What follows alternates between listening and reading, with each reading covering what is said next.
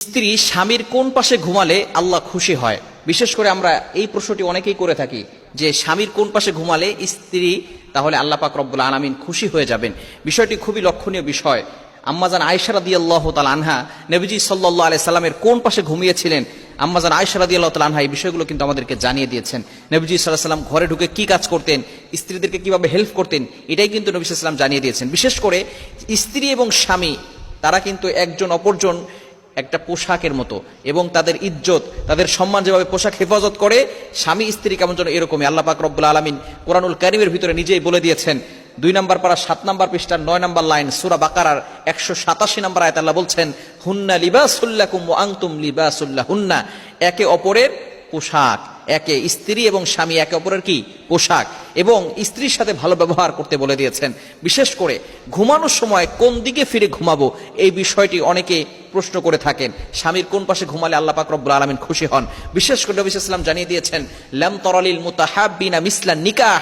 এই যে বিবাহ যখন সম্পাদিত হয় তখন এই যে নতুন বিবাহের ভিতরে একজন স্বামী স্ত্রীর যে মহব্বত, এটা নবী সাল্লাল্লাহু আলাইহি ওয়াসাল্লাম বলছেন আমি অন্য কোথাও দেখি নাই।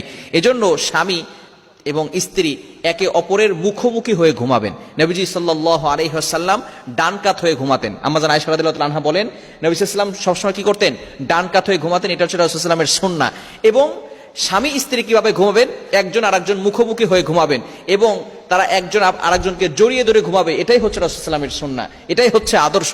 কিন্তু বর্তমান ইয়াং পিপল যারা আছে তারা দেখা যাচ্ছে স্বামী থাকে একদিকে, স্ত্রী থাকে আরেক দিকে, এবং দুইজনে ফোন নিয়ে থাকে ব্যস্ত, এবং আস্তে আস্তে দেখা যাচ্ছে দুইজনের সাথে প্রেম করতেছে। ছেলে করতেছে আরেক মেয়ের সাথে প্রেম, স্ত্রী করতেছে আরেক ছেলের সাথে প্রেম। এরকম করে দেখা যাচ্ছে স্ত্রী কয়েকদিন পরে ছেলের সাথে ভাগালপুর হয়, কি হয় না? হাসির বিষয় নয়, হাসির খোরাক আপনাদেরকে দিচ্ছি নয়, এটা হাস্যকর বিষয় নয়। বর্তমানে আমাদের স্বামী স্ত্রীর সম্পর্কটা এমন হয়ে গিয়েছে, একজন পুরুষ দোকানে বসে সবার সাথে ভালো ব্যবহার করে, আপা আসলে, একজন মহিলা আসলে তাকে সুন্দর করে আপু বলে ডাক দিয়ে তারপরে তার বেচা কিনা শুরু করে দেয়, সুন্দর করে কথা বলে। কিন্তু ঘরে এসে সেই স্ত্রীর সাথে সুন্দর করে কথা বলে না। প্রেম করার সময় সুন্দর করে কথা বলছে, কতটা চাঁদ আছে, কয়টা তারা আছে, এগুলো সব গল্প শুরু করছে। আকাশের ভিতরে তারা কয়টা আছে, সব কিছুর গল্প তখন হয়। কিন্তু যখন বিয়ে করে ফেলে তখন আর কোনো গল্প থাকে না। এই ধরনের স্বামী সমাজে আছে না নাই? খবরদার। স্বামী স্ত্রীর মহব্বত হচ্ছে খুবই গুরুত্বপূর্ণ। তারা যদি গল্প করে, স্বামী স্ত্রীরা যদি গল্প করে, তাহলে আল্লাহ পাক রব্বুল আলামিন নফল ইবাদতের সওয়াব দিয়ে দেন। এখন স্বামী স্ত্রী রাতের বেলা ঘুমানোর সময় অবশ্যই এমন ভাবে ঘুমাবে যাতে করে তাদের ভালোবাসা প্রকাশ পায়। কারণ স্বামী স্ত্রীর ভালোবাসায় আল্লাহ পাক রব্বুল আলামিন বরকত দিয়েছেন, সেখানে আল্লাহ পাক রব্বুল আলামিন বারাকা দিয়েছেন এবং নফল ইবাদতের সওয়াব দিয়েছেন।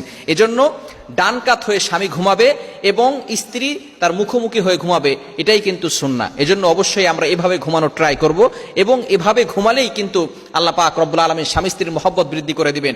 এখন কেননা শয়তান সবসময় স্বামী স্ত্রীর ভিতরে ঝগড়া লাগাতে চায়।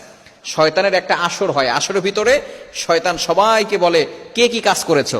একজন বলে যে আমি স্বামী স্ত্রীর ভিতরে ঝগড়া লাগাই দিছি, ভাই তুমি খুব ভালো কাজ করেছো। তো দেখেন, স্বামী স্ত্রীকে ঝগড়া লাগানোর জন্য আলাদা শয়তান নিযুক্ত করা আছে। এজন্য স্বামী স্ত্রীর ভিতরে কথা কাটাকাটি হবে, ঝগড়া হবে, বিছানা আলাদা করবেন না, একসাথে থাকবেন। তাহলে দেখা যাচ্ছে আল্লাহ পাক রব্বুল আলামিন ভালোবাসা বৃদ্ধি করে দিবে। স্বামী স্ত্রীর মহব্বত আল্লাহ পাক রব্বুল আলামিন সেখানে বরকত দিয়েছেন। এজন্য এভাবে থাকলে, স্বামী স্ত্রী থাকলে আল্লাহ পাক রব্বুল আলামিন খুশি হবেন, এবং স্বামী স্ত্রী উভয়ে আল্লাহ তাআলাকে খুশি করার জন্যই কাজ করবেন। আপনারা নামাজ পড়বেন, রোজা রাখবেন, স্বামী স্ত্রীকে খুশি করার জন্য পাগল হবেন, স্ত্রী স্বামীকে খুশি করার জন্য পাগল হবেন। তবে আমাদের মূল টার্গেট হবে আল্লাহকে খুশি করা। আল্লাহ পাক রব্বুল আলামিন আমাদের সকলকে এই বিষয়গুলো বুঝার তৌফিক দান করেন।